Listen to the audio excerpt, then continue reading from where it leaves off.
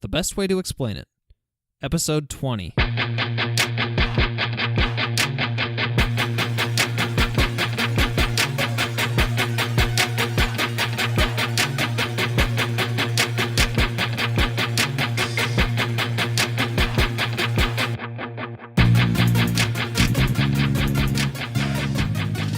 All right, guys, welcome back. Another episode of The Best Way to Explain It, the podcast that's about as disappointing as finding raisins in what you thought were chocolate chip cookies.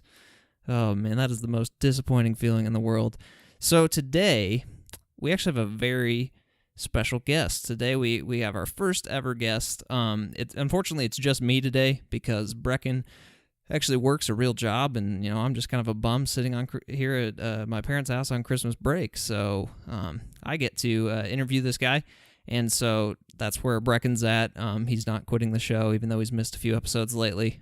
He will be back for the next one. So, like I said, we have a special guest, our first ever guest, and this is a guy that's actually a really good friend of mine. He's a guy I really respect and really respect his intellect and those things. He's the founder of Freethinking Ministries. He's a PhD candidate at Northwest University in systematic theology. He's a doer of CrossFit and Kearney, Nebraska's own self-proclaimed apologeti. Ladies and gentlemen, welcome our first guest, Tim Stratton. Tim, how you doing? Doing great, Scott. Thanks for having me on your show. No problem. All right. Well, before we get started, well, for those of you who have looked at the title, we're going to be talking about free will, which is something that Tim has done a lot of work on. But before we get started with that, Tim, why don't you tell the audience how they can read your stuff, listen to what you have to say? Well, I encourage everybody to go to freethinkingministries.com. That's my website, and I've assembled a little team of other free thinkers, and we try to think through a lot of challenging issues and discuss these things. So freethinkingministries.com. Yeah. Do you have any books, journals, any journal articles, anything like that? I'm working on a novel at the moment, and I hope to have my dissertation published as soon as I graduate, but don't hold your breath on that one. That's going to be at least a couple years from now. Yeah. Nice. Well, that'll be cool. So, yeah, if you guys want to check out Tim's other work, if you like what he's saying, or if you are really enraged by the end of it and really disagree with him, he loves interaction. So go to freethinkingministries.com and he'll keep you up to date.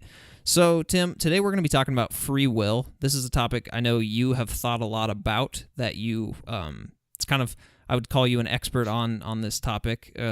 So how did you first really get interested in this topic? What made it click for you? That's something I really want to know more about. That's a really good question. I think, looking back, growing up, I had a lot of thoughts on these issues on free will and responsibility, and if everything was just determined. I guess I'd say I had some contradictory thoughts on the topic while I was growing up, but I didn't really realize that my views weren't coherent, or that they had some logical problems. Yeah, contradicted itself. Yeah, right. Man, it was probably around 2001 when a friend of mine really got me buying into the idea that there was no free will ever. And so after that, I considered myself to be a Calvinist. So I was I was a Christian who believed that God causally determined everything. So even before 2001, in the 90s, I remember studying Calvinism, and I guess I would say that I affirmed Calvinism in the 90s, but I became later what I refer to as a divine determinist, probably in 2001. And so again, I believe that God causally determined everything, including each and every one of my thoughts, my actions, my beliefs, and my behaviors. And I literally became, at least in my mind, a puppet on a string. And, I'm thinking back to that time. I think it was 99 when the first Matrix movie came out. And then the early 2000s, maybe 2003, 2004, I can't remember for sure when the other two Something like that. sequels came out, and so we don't really talk about them. You don't like to talk about the Matrix, no? Well, not the sequels. No, yeah, forget about the sequels. But those movies really, I guess, fueled this journey I was on, thinking about freedom, and that one time when Neo breaks the vase, and right.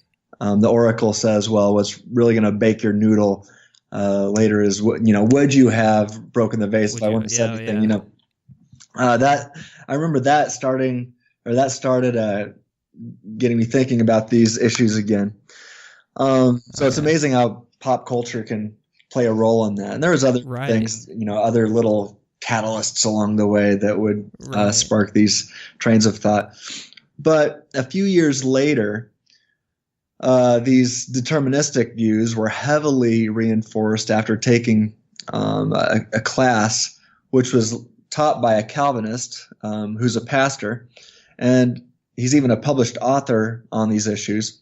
And he's a great guy, awesome. I just I consider him to be a dear friend to this day. Okay. But he really got me solidifying these divine deterministic views.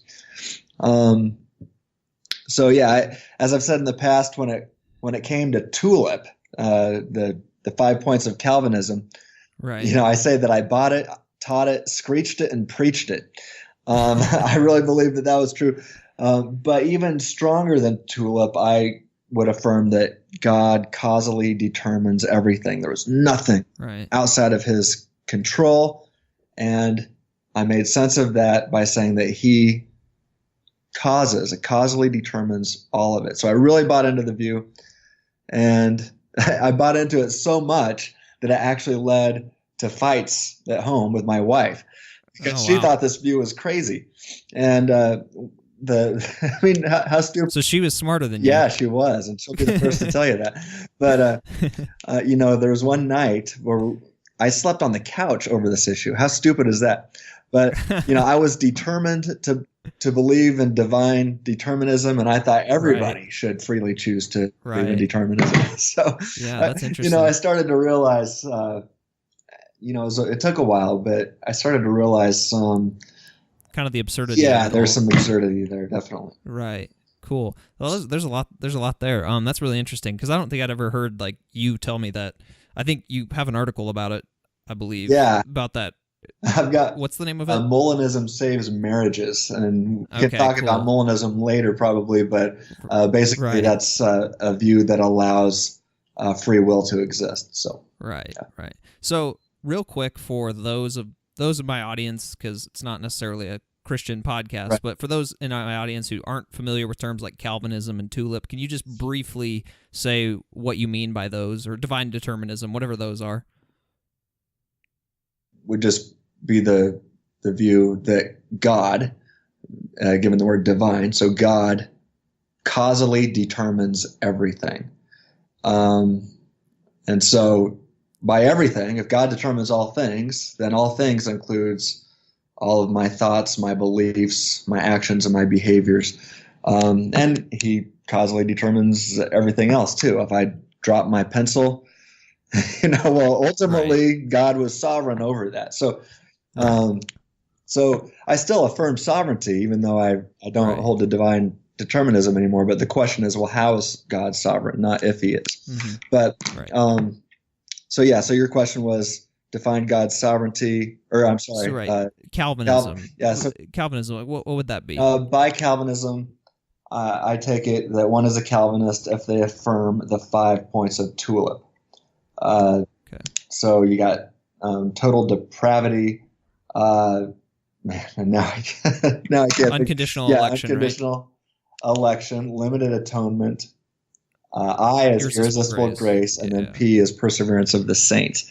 Right. Now, my big problem is with the I, the irresistible grace. So, but I say that one is a Calvinist if they affirm the 5 points of TULIP. There's more. Sure, there's more to Calvinism than that. But when I was when I was a hardcore Calvinist, I was going to defend those 5 points and also that God causally determines everything. Right. Okay. Yeah. Cool. So that's cool. So that's what's meant by Calvinism and tulip. So those are some terms you'll hear thrown around, at least in the Christian community, around specifically the issue of free will. So with that being said, we kind of have this background of how you got interested in the topic. Can you give us kind of an overview of what the current free will debate is all about? Because I know there's several different prevailing views. And you don't have to tell us which one, though it's kind of obvious which one you hold to at this point. Just kind of outline what's the argument all about. Okay. The debate can basically be broken down into a handful of camps, but it primarily comes down to two main views. And that would be one, that all things, this is how I like to break it down anyway, one, that all things about humanity are causally determined by things other than humanity. Okay, so that's the first thing, that all things about humanity are caused and determined by things other than humanity. And then two, the second view is that humans possess at least some what we call libertarian freedom, and not everything about humanity is causally determined by something or someone external to humanity. So there's some things that a human has a real choice in the matter. There's some things that are up to us and not up to other things other than us. So those are basically comes down to determinism is the first view. It's either divine or natural. So it's either the view that physics, chemistry, and maybe quantum mechanics determines everything about humanity. That'd be the natural deterministic view. And then there's divine determinism, that God determines all of those things about humanity. Right. And then underneath determinism, you've got some other views like compatibilism, where they try to make room for what they call free will, but they still affirm that all things are determined. And so I think there's, we can talk about that later, the problems with compatibilism. But that's still under the umbrella of determinism, because even they would affirm that all things are determined. So you got determinism, and then you got libertarianism, and that is not the political view. That's exactly right. It's just the view that, I like to say libertarianism is the view that there's some things that are up to me and not up to physics and chemistry, or not up to God. That there's some things that are up to me. A lot of people would say that libertarianism, or AKA libertarian free will, just means that there's some things that are up to you, and then some will add that whatever you choose, if you chose X, you could have chosen not X, right? You could choose otherwise. That's not everybody holds to that view, but that is my view, that there are some things that if I make one choice, I could have not made that choice and instead chose something different. But I think the best way to define libertarianism is to say it's a rejection of compatibilism and the affirmation that sometimes one is free. Okay. So, cool. Yeah, there's several different ways to define that, but anyway, that gives us something to go off of. Right. Yeah. That's good. So because in order to be libertarian, in order to believe in libertarian free will, you have to specify it's just libertarian free will, not compatibilistic free will, that you would reject in order to be a libertarian. Yeah, I don't think there's anything free about compatibilism, and so this gets us into another topic, but you've got people that affirm determinism, but then they either try to affirm a form of free will, what they call free will, in that, or they will affirm responsibility.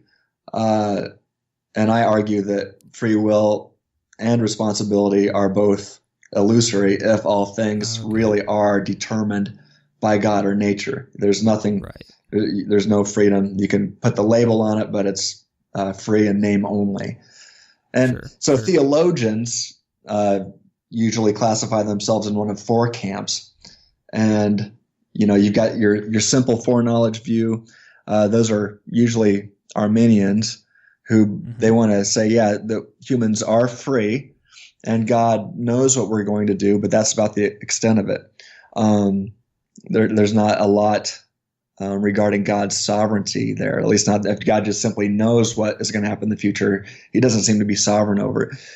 Right. You've got open theism, which is the view that humans are free in a libertarian sense and thus responsible, but God doesn't know our free actions.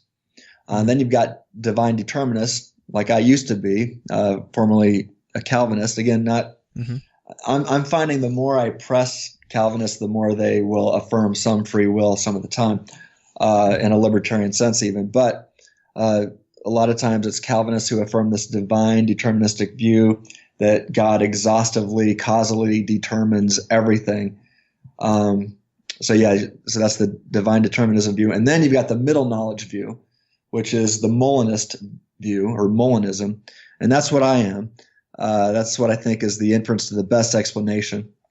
And that is, that allows for humans to have genuine libertarian free will, and God is sovereign over all those choices because he knew logically prior to his creative decree how we would freely choose if we were to exist, and he created this world anyway with our free actions in mind. So God created a world in which he knew how we would freely choose. And he could have created a different world or no world at all, and thus God is sovereign over all of our free choices. So that's it in a nutshell. Cool. So that's kind of both the secular and, specifically Christian free will debates. Okay, that's cool. So from what I've read from you, you typically approach this topic primarily from a philosophical perspective. So do you find it to be exclusively philosophical in nature, or are there other methods of investigation, like, I don't know, science, that you think might have something to say about it? So, or I don't know, like history or psychology. Are there other methods of investigation that, we need to understand what they might have to say about the issue? Yeah, I think you need to pay attention to what anyone is saying on the issue. I mean, you have to at least listen to them. But this is a philosophical question, and so I do think the best way to answer this philosophical question is through philosophical means. So, with that said, however, I do think we need to pay attention to, if a neuroscientist has something to say on the matter, I'll listen to them. And usually they affirm determinism. And, theological data, what does, are there theological reasons? And in fact, historically speaking, I think you mentioned history in there. The great theologian from Spain named Luis de Molina, who started the view that I hold to today called Molinism, he actually started with biblical data to come to the conclusion that humanity possessed this genuine libertarian free will, at least some of the time. And so then he said, okay, well, how is God sovereign over that? And that led to another question. But he seemed to solve the problem. I think you need to look at, if a scientist has something to say about the issue. I mean, for example, Sam Harris comes to mind. He's written a book called Free Will, in which he argues that we do not possess free will. And he thinks that science backs that up. Well, I think he's got some major problems in his arguments, but I'm at least going to read his book. I'm gonna listen to him if he has something to say. But then I see, a lot of times I'll see scientists who make philosophical problems in their arguments, dress it up as science. Right. So ultimately, this is a philosophical question, and so philosophical means are the best way to handle these questions. It's metaphysical in nature. Okay, cool. Yeah, that's interesting. Because, I just, whenever I'm reading about it on just, people post articles on different Facebook groups, and they'll say, like, science has disproven free will. Right. I don't know, that just kind of goes against my intuitions on it. Like, I don't know that science could necessarily do that. I don't know if that's the right tool to do it. Right, you're exactly right. It's the wrong tool for the job. But I'll still listen to him. Interesting. Yeah, I'll listen to him. Yeah. Right. Okay, cool. So now that we've kind of outlined the debate and figured out, okay, what tools we should be using to kind of resolve the issue, can you explain to us your reasons for holding to libertarian free will? So I know one of your arguments you like to talk about and write about is your freethinking argument, specifically against naturalism, though I know you do run it against the Calvinists. So, and also maybe some of the reasons you might find determinism and compatibilism to be unsatisfactory. Okay. So the freethinking argument that started out simply arguing against this naturalistic view of determinism. And the argument grew from there. It actually started out as, I think, 3 core premises, and it's expanded in both directions. I've added more premises to it and more conclusions. But the core was initially focused on naturalistic determinism. And what surprised me was that I was getting attacked not by naturalists or atheists, but by fellow Christians who were revolting against my argument because I was proving that libertarian free will exists, and that went against their theological beliefs. Right. Well, that's no small feat to have an argument that deductively proves the existence of free right. will. That is amazing. And I'll share the argument here. That'd be great. But it's one of the deductive conclusions is therefore libertarian free will exists, or I have the one I'm going to share with you now says therefore humans possess libertarian free will. But really quickly, the reasons why I hold libertarian freedom, primarily it has to do with rationality and knowledge gained from the process of rationality, in which I argue that if there's no libertarian free will as far as our thinking goes, then we can say goodbye to rationality and thus any knowledge gained through the process of rationality. And so that's called the freethinking argument. And then I've got another argument that's theological in nature. It's called the Omni-argument, and I can share that later too. Sure. Another argument by Peter Van Inwagen, which is called the consequence argument, which shows that the compatibilistic free will, or compatibilism that I've mentioned earlier, that doesn't work. And then finally, like Luis de Molina, as a Christian who thinks the Bible is the inspired Word of God, I believe that the Bible either teaches or heavily implies libertarian free will. So those are several reasons why I sincerely believe that we are free in a libertarian sense. So that free thinking argument, like I said, it started out against naturalism, but now I have other versions that I offer against divine determinists. But let's just focus on this one. The core of the argument first started out with, if humans do not possess libertarian free will, then humans do not possess the ability to gain inferential knowledge via the process of rationality. And then the next step was, humans do possess the ability to gain inferential knowledge via the process of rationality. And then the final conclusion was, therefore, humans possess libertarian free will. Now, I added to it. So the first premise is now the third premise. And there's 8 steps of the argument. So, again, I've played with the argument. This is my latest version, and I just gave you part of the latest version. I played around with the wording. This is where it's at currently. But it goes, premise 1, if naturalism is true, human nature does not include an immaterial soul. Okay, so by naturalism, I think it was Adam Johnson who, maybe he referenced Alvin Plantinga, I think, who said by naturalism, he means that that God or anything like God does not exist. So I also like to say, okay, because naturalism means different things to different people.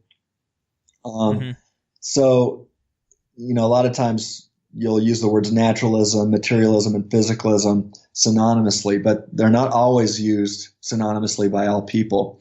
So I'll say, okay, look, I'm talking about, on the view of naturalism, that there's nothing, that God or nothing like God exists. So that's to say there's no immaterial thinking things that exist. Right. And by naturalism, I take it that if all that exists is nature, and if science studies nature, then all that exists can at least possibly be tested or discovered by science. Right. So that's basically what I mean by naturalism. So again, premise 1 says, if naturalism is true, human nature does not include an immaterial soul. Next step says, premise 2 says, if human nature does not include an immaterial soul, then humans do not possess libertarian free will. I'll defend that here soon. 3, if humans do not possess libertarian free will, then humans do not possess the ability to gain inferential knowledge via the process of rationality. 4, humans do possess the ability to gain inferential knowledge via the process of rationality. And now I've got 3 deductive conclusions in a row. 5, therefore, humans possess libertarian free will. 6, therefore, human nature includes an immaterial soul. 7, therefore, naturalism is false. And 8, here's an abductive conclusion. The best explanation for the existence of the immaterial soul is God. And I then go on to argue the God of the Bible is actually the best explanation. So, with that, so abductive means it doesn't follow necessarily from the premises, but it's like an inference to the best explanation. Yes, more or less. That's exactly right. Okay, cool. So yeah, I'll definitely I'll link to an article where you just give me what your favorite one where you defend this article, and I can link to that in the show notes page. So if people want to look at it, your first premise, if naturalism is true, then humans do not possess an immaterial soul. So what do you mean by that? So I think basically I take it that premise 1 is synonymous with, if naturalism is true, then nature is all that exists. Okay. Right. So if nature, only scientifically testable or discoverable things is all that exists, and there's no God or anything like God that exists, then obviously the human soul would not exist. So again, if naturalism is true, nature is all that exists. Only things that could possibly be tested or discovered by science. Okay. That's what I take naturalism to mean. Do you find you get a lot of pushback on that premise? No, I don't. Okay. Yeah, almost everybody accepts that. Okay, so then your next step, if humans do not possess an immaterial soul, then we don't have libertarian free will, right? Yeah. Okay. And the reason is because, again, with premise 1, if we're going to say, if naturalism is true, then nature is all that exists, like you said, I mean, nobody disagrees with that because that's the definition. Right. So if nature is all that exists, it stands to reason that if all that exists is nature, then all that exists is causally determined via the laws of nature. And, and maybe the events of nature, but there's nothing about, or I would say it better this way. If all that exists is nature and humanity is nothing but nature, then everything about humanity is causally determined via the laws of nature and the events of nature. Right. So there's nothing about the human that is ever really up to the human. It's all up to, if you will, things external to humanity. Right. There's nothing outside the naturalistic kind of causal chain. There's nothing that could influence it. Yeah, and I've played with this a bit even recently, even to interact with maybe quantum mechanics, which isn't necessary. I mean, there's disagreement here. We don't know for sure, but many physicists would say that quantum mechanics is indeterministic, and maybe that can provide some free will. But the thing is, it's not up to the quantum. Humans don't control the quantum. They're not in control of the quantum vacuum. Yeah. So it's either and again, many people say that quantum physics is deterministic. So there's debate there. Mm-hmm. But let's just say, for the sake of argument, that it is indeterministic. It's either the laws of physics and chemistry alone, or it's the laws of physics and chemistry and the events of the quantum world, none of which is up to the human, which determines everything about the human. Right. So, we don't get any escape routes, and Sam Harris even makes that clear in his book on free will. Okay, so I'm with you there. Okay, and then your next step would be, if we don't have libertarian free will, then we can't. Rationality and knowledge don't exist, right? Or we can't gain knowledge from that. Yeah, I say that inferential knowledge can't be gained through a rational process.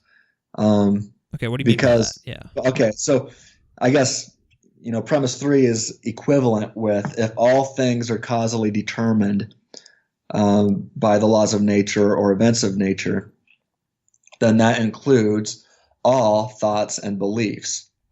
And so if I am not in control of any of my thoughts and beliefs, or my beliefs about my thoughts, or my thoughts about my beliefs, including this belief and thought that I'm having right now, those are all being forced upon me by external causes, then I stand in no position to say that I have inferred the best explanation.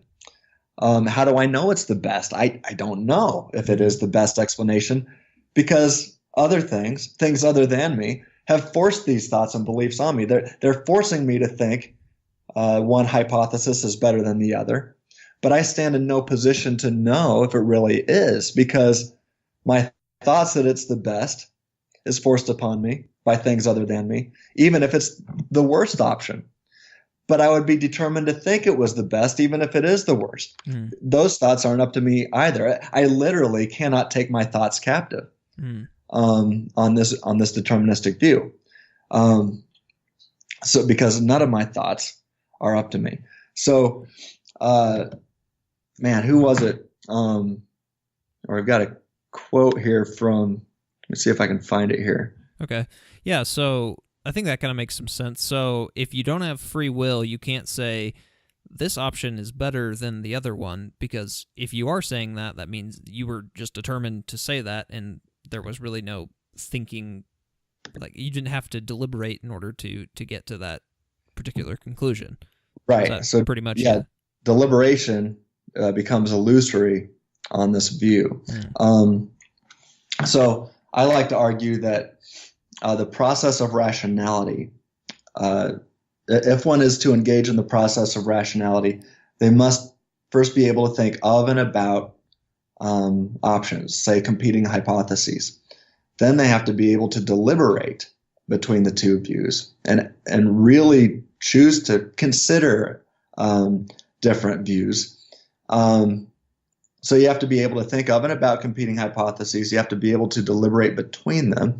And then you have to be able to infer the best explanation and affirm that this is, in fact, the best explanation. And so without the ability to infer or affirm this choice of yours, the so-called choice, I would say, then you stand in no you don't have any justification for your beliefs. Right. If you're going to say that something other than you forces all your thoughts and beliefs upon you.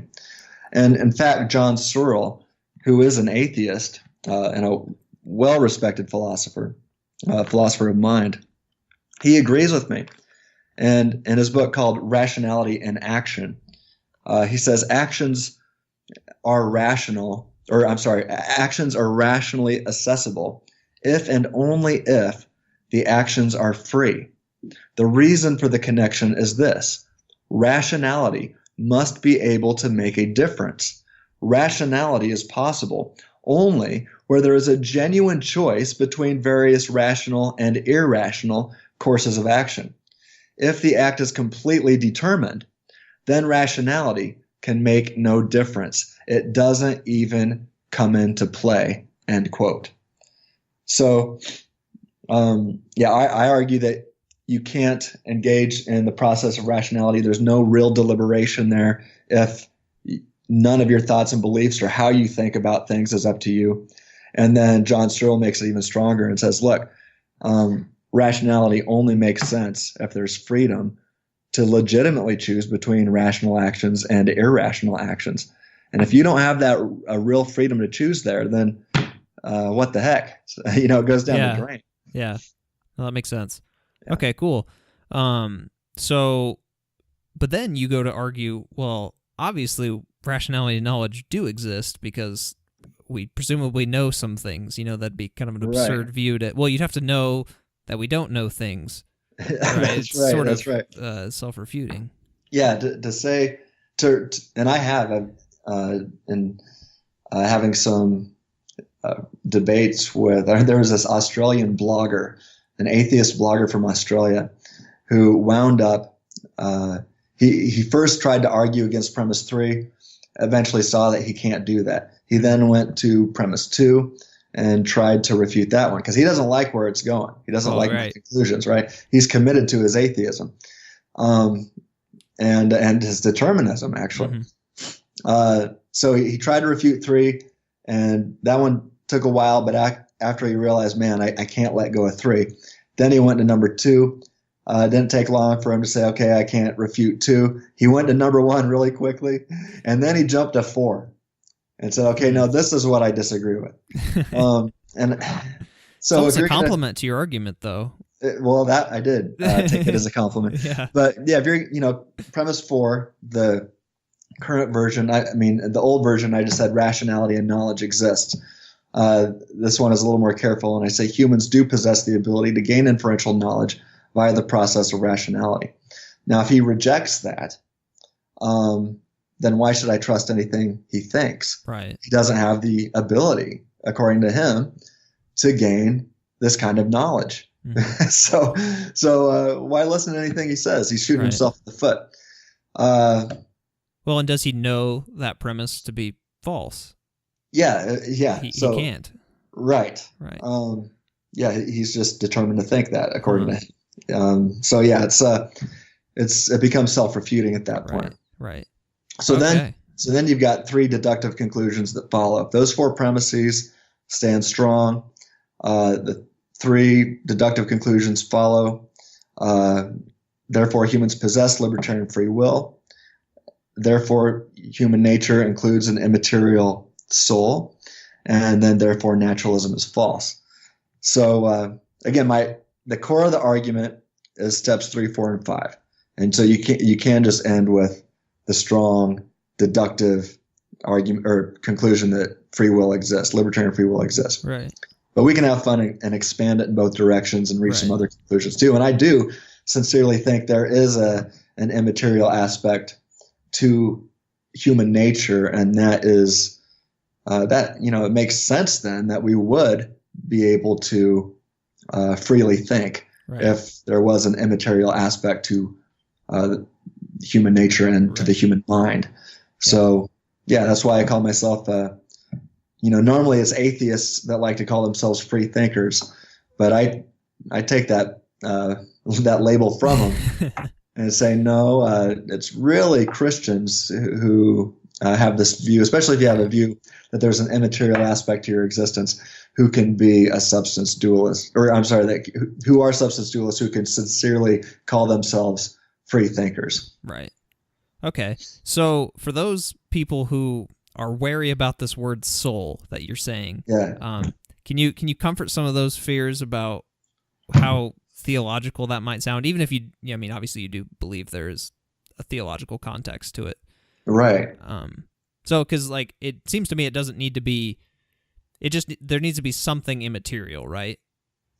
I think that makes the most sense of the biblical data, especially when you think about God. I mean, the Bible in John actually says God is spirit. Mm-hmm. So what does that mean? Well, a spiritual substance is not a physical substance.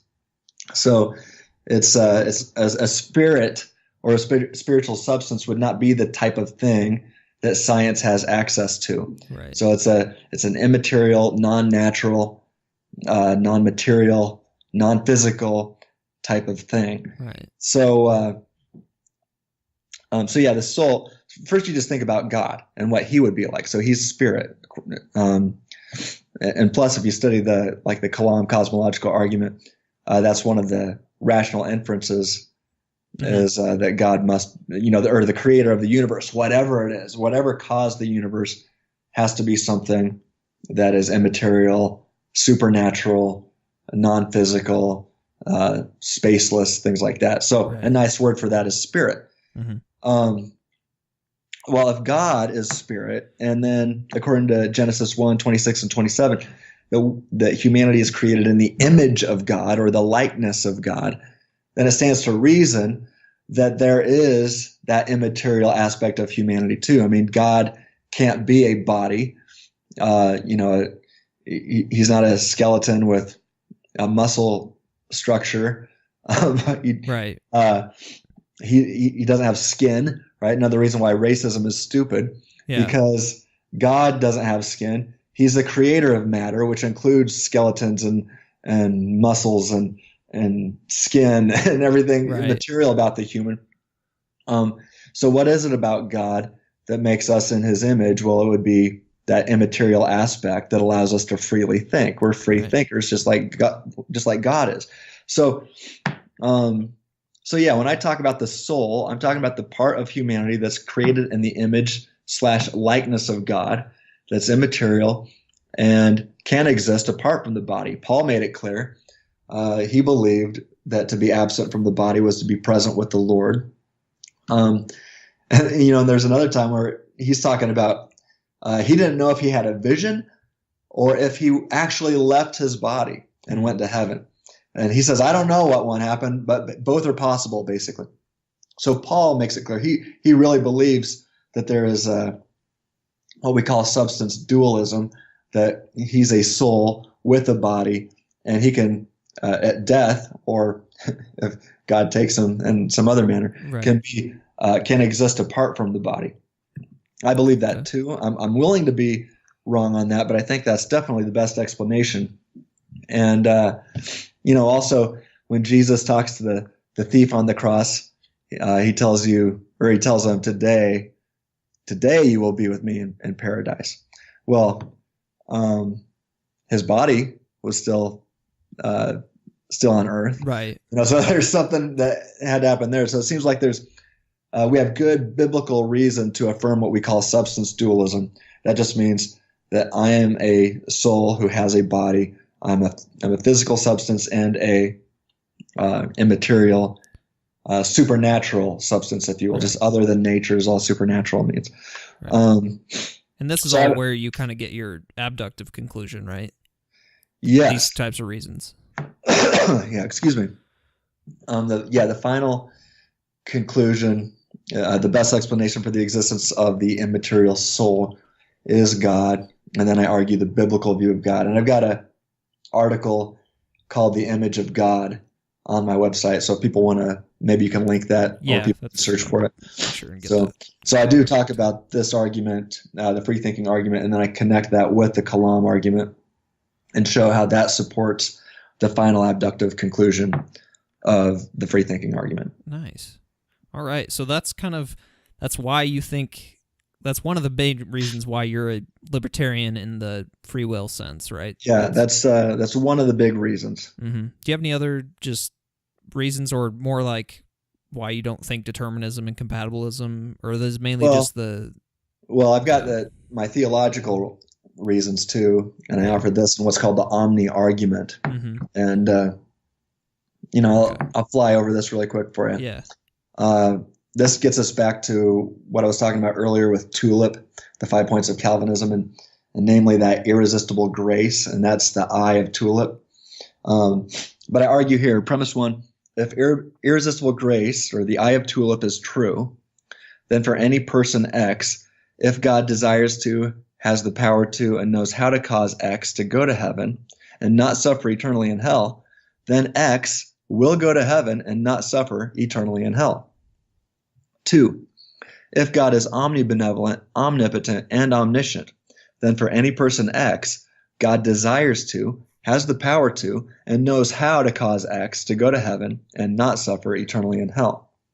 3, there is at least one person who will not go to heaven and suffers eternally in hell. 4. Therefore, here's a deductive conclusion. One cannot affirm both, 1, that irresistible grace is true, and 2, that God is omnibenevolent, omnipotent, and omniscient, aka a maximally great being. 5, here's another premise. God is a maximally great being. 6, here's another deductive conclusion. Therefore, irresistible grace is false. 7, another deductive conclusion. Therefore, divine determinism is false. God does not causally determine all things. 8, God is another premise. God is completely sovereign and does predestine all things. We get this in Romans 8, 29 and 30, Ephesians 1, 5 and 11.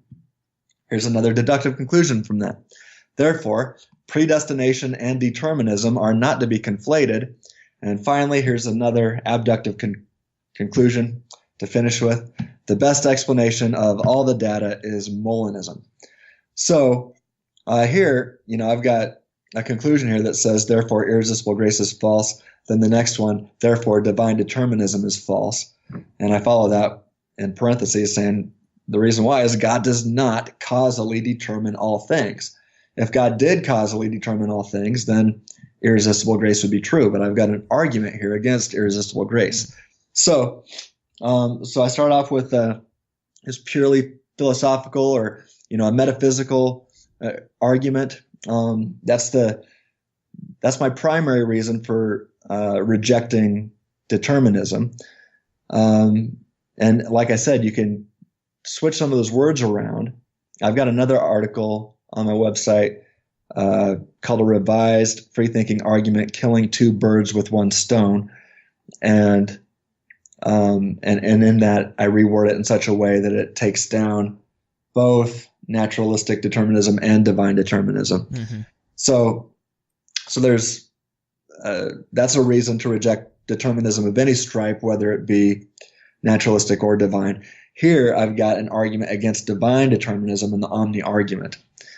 So those are the two big reasons. And I guess I would also say, as a Christian, and I referenced this earlier, the third main reason, I've got three pillars here, so to speak, is biblical data. I sincerely think there's so much data we can glean from Scripture alone that if it doesn't teach it, some people say, well, it doesn't teach it.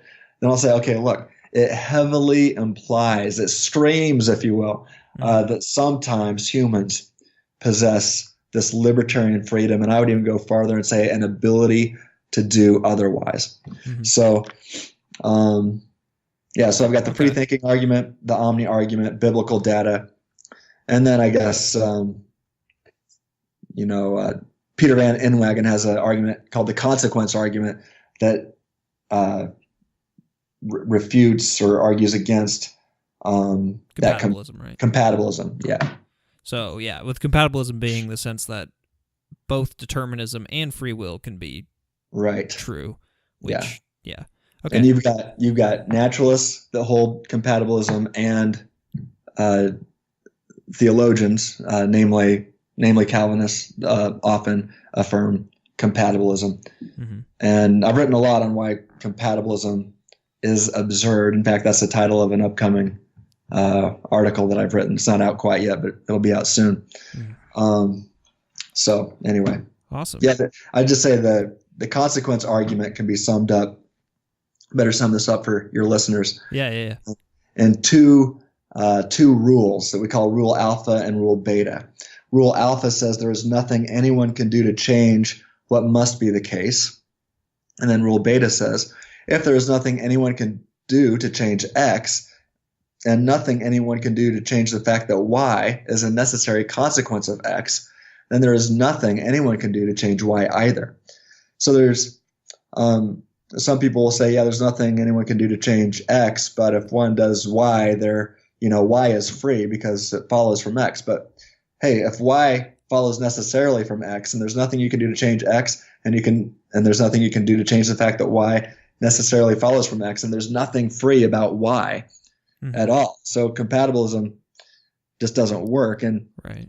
this has been called the transfer of powerlessness principle. And Robert Kane puts it well. He says our powerlessness to change X transfers to anything that necessarily follows from X. So anyway, I've written several articles on compatibilism. It's on freethinkingministries.com. Sweet. And I've got 2 more articles on it that aren't published that will be in the next few weeks. Sounds good. All right. So that's kind of your reasons for holding to libertarian free will. Just real quickly, what do you regard as like the basic intellectual challenge you think that's facing libertarian free will today? Like what would you say is the most, I mean, I know you are a libertarian in that sense. What would you say is what's the biggest difficulty you think with the libertarian free will view, and how would you say that you might refute it? Oh, that's a good question. Well, I guess, I typically get challenged on 2 fronts. Like I said, there's atheists who believe that only the physical, material, scientifically testable world exists. Not all atheists think that. Okay, but most atheists are naturalists. Mm-hmm. And all naturalists would be atheists. But right. So that's typically their view. And so these folks will assume determinism is true. And then I also get challenged by the Calvinists or divine determinists of others, of any stripe, who often assume, well, obviously, that God causally determines everything because they're divine determinists. So I guess from the first camp, the question is raised, well, how could libertarian free will exist if human nature is only physical? Well, maybe it's not. Right. My response is to challenge that assumption that we are only physical. Well, because you'd agree with them, right? If human nature is just physical, then we don't have libertarian free will. I agree with that. I think that at least stands to reason that seems to be probably true anyway. And I'm still trying to find.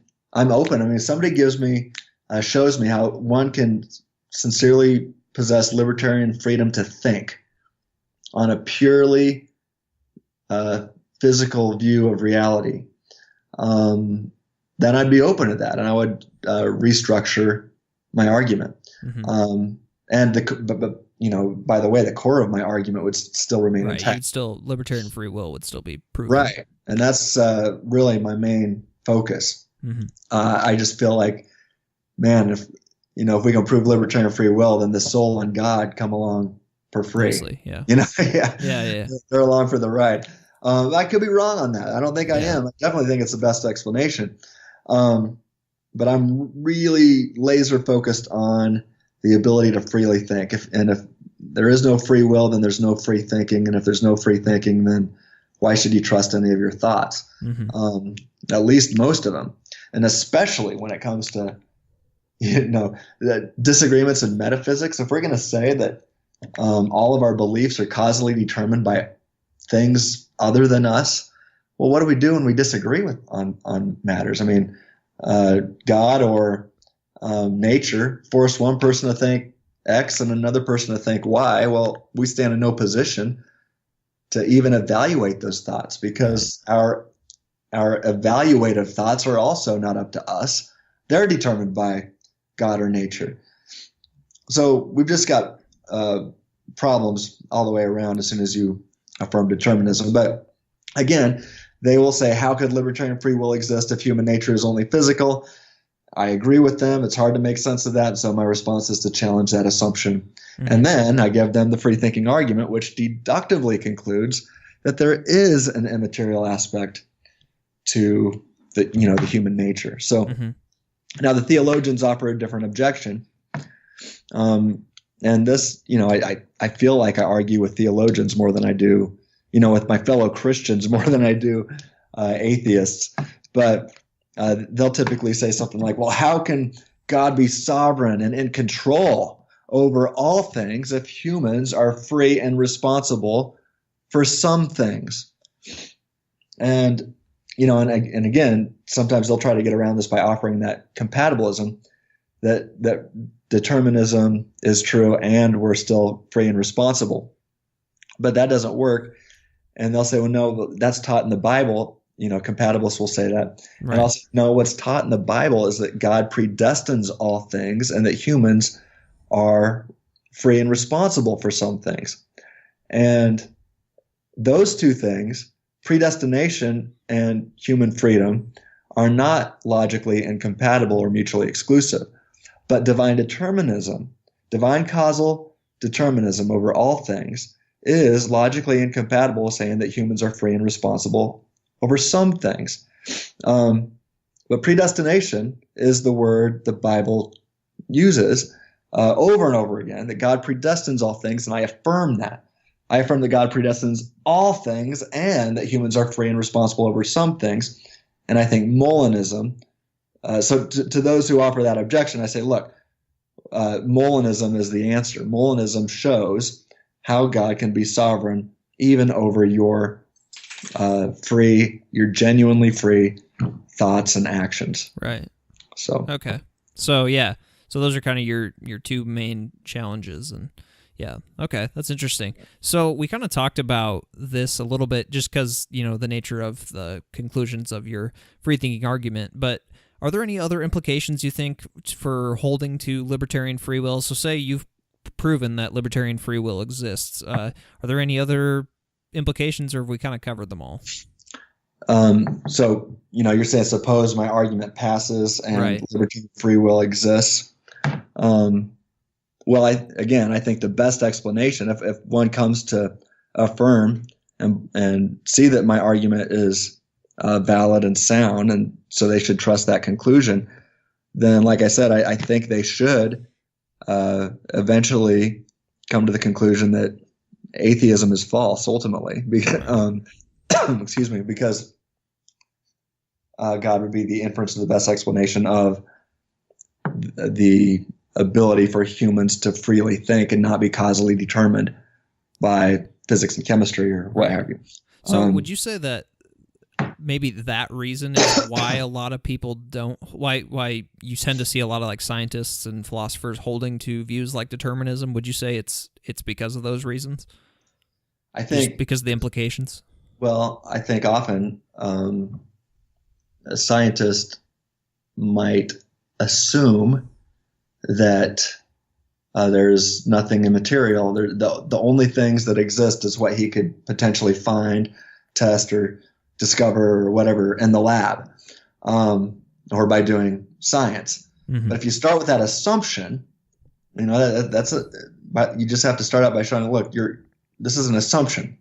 It's not guaranteed to be true here. You just presupposing that you, as a scientist, have the means to discover everything that exists. And if that's the case, then there can't be anything outside of the realm of science. And so if that's the case, then say goodbye to God or anything like God. And so the human soul just couldn't exist. Now, not all scientists hold to that assumption. They don't all start with that, but there's many who do. And I think that starting with that assumption leads to them then saying, well, gosh, if all that exists is nature, then all that exists must be causally determined by the laws of nature or events of nature. So everything about the human is determined by nature in some form or fashion. And like I said, I think that if that assumption is true, I think they're right. It's at least the best explanation. It stands to reason. Okay. I think that assumption is wrong. So, and I argue that it's wrong. Mm-hmm. Okay, cool. That's interesting.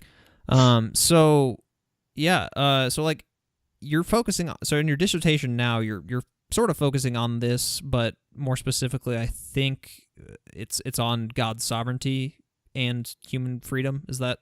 Yeah. And so more or less. I'm dealing with determinism through, I'll be talking about, I'll be bringing in the freethinking argument, talking about the problems with naturalistic determinism and divine determinism.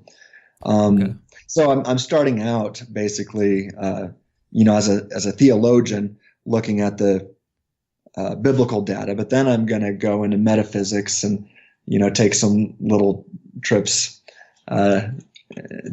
into metaphysics and philosophy and get into these issues too. So yeah, I'm really, I'm in the middle of it right now, and I'm learning so much, and it's blowing my mind. Yeah. The more I see every day. But that's awesome. Yeah, look forward to it. So once that's done, once your dissertation's done, you can see the end in a few years. What other topics kind of interest you? What other fields that you think, hey, I'd like to do a little bit more research into that? Yeah, I would say that the two notes of interest for me, probably I'd start with the metaphysics of time, of all things. I get into that every once in a while, and it's kind of distantly related to the free will debate, and I've got into that on my website here and there. But yeah, time, and also I guess meta-ethics. You and I have had some conversations on this before. What it means to be good. So I guess just morality and objective goodness and badness and what all that stuff means and how we make sense of it. Yeah, so I'll either go one of those two routes when I'm done with my dissertation, I think. Sweet. That's cool. Well, man, I really appreciate you coming on and blowing our minds and talking about free will. And you do a better job explaining this stuff than I do, so I figured it'd be a good idea to get you on to talk about it. Man, let's do it again sometime. Thanks. Yeah, for sure, dude. We'll have to get you on sometime about something else that you want to talk about. And I really appreciate it, man. Thanks for talking. Sounds good. You bet. Oh wait, just real quick. Just reminder, find you at freethinkingministries.com. That's right. That Twitter, what do you at Twitter? You active? TS Express. It's capital TSX and then lowercase PRESS. Okay, cool. So and then you can like Freethinking Ministries on Facebook. On Facebook, and you'll get notified for all the new articles. Sweet. That's right. So I just wanted to make sure and let everybody know about that. Tim, really appreciate it, man. Have a good day, man. You do the same. Talk to you soon. Merry Christmas. Yeah, Merry Christmas.